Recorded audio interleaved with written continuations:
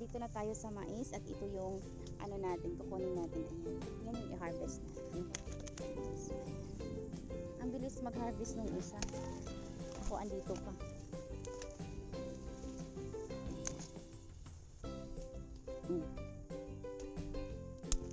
Yung iba wala nang buo.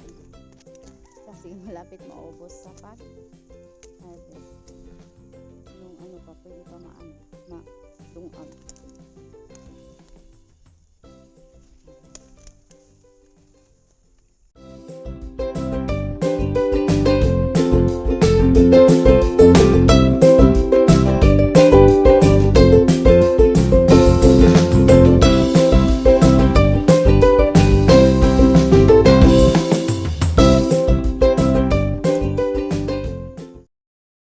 Anak magpanit no.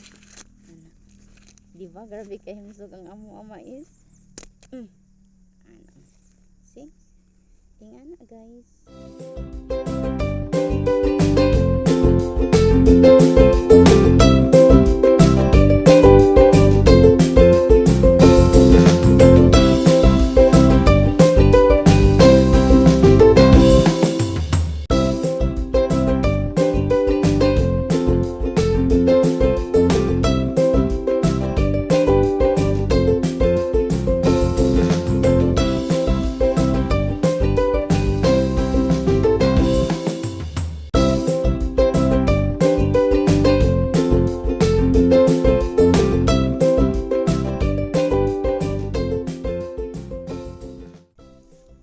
So mao na siya no, tapos namin nagsanggi nga.